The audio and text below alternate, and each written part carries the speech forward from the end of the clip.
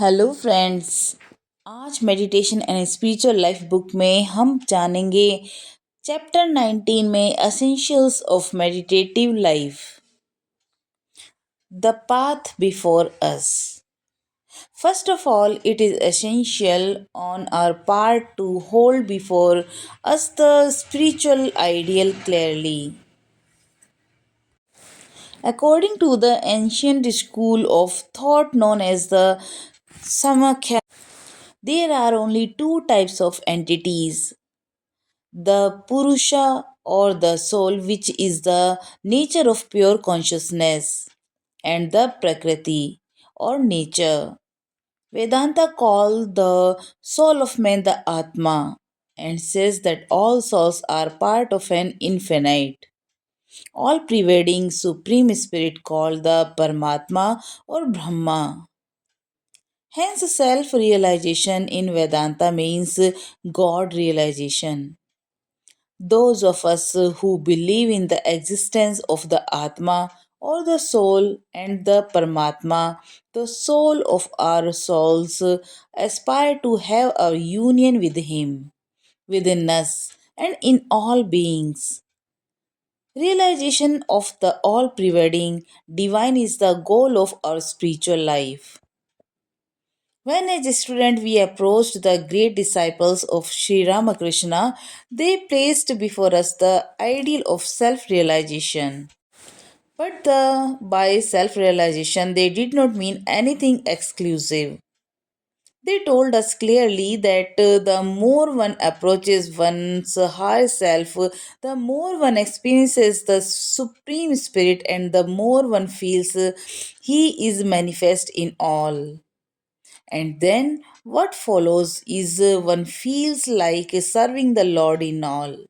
But before that, one must try to follow the spiritual path through prayers and worship. Get a clear conception of one's own soul and the nature of the deity who dwells in everyone. Now, since this is ideal, the question arises: what path should we follow? And here too they placed before us the twofold ideal of salvation and service. Work and service should go hand in hand. Work is to be performed in the spirit of serving the Lord who dwells in all beings. We perform activities of various kind, but we do not know how to do it, how to perform our duties, how to engage ourselves in various activities for our spiritual benefit. Work has to be done at first in a spirit of duty.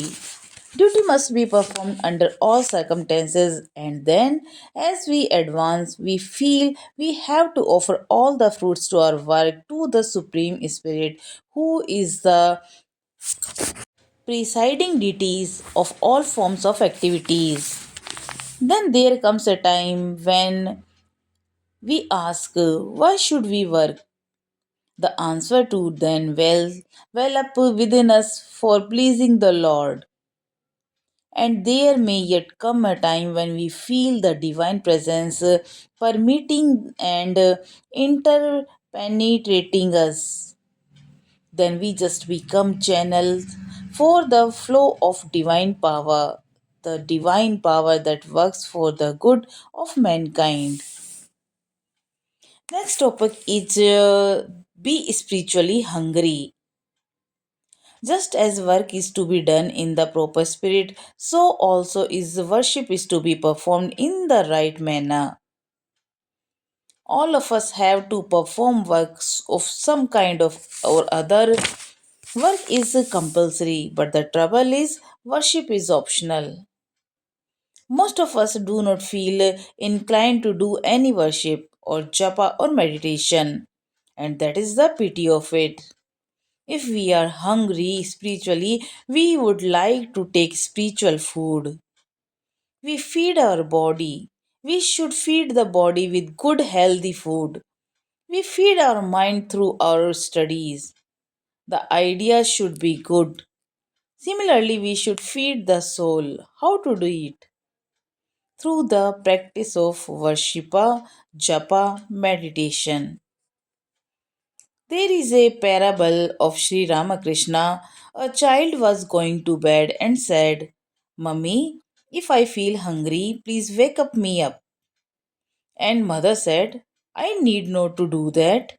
Your hunger itself will wake you up.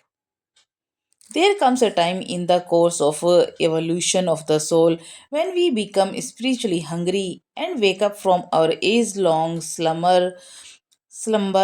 But then, mere waking up is not enough. We must be up and gone doing.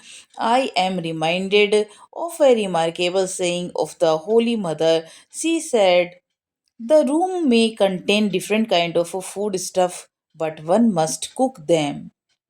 He who cooks earlier gets his meal earlier too. Many of us are lazy. We do not want to cook at the proper time. Maybe we want to cook but late in the evening, and some are so lazy that they would rather starve than cook their food. Naturally, they cannot get much of out of spiritual life and they feel miserable. आज के लिए इतना ही. कल हम जानेंगे what Brahmananda taught. तब तक के लिए नमस्कार.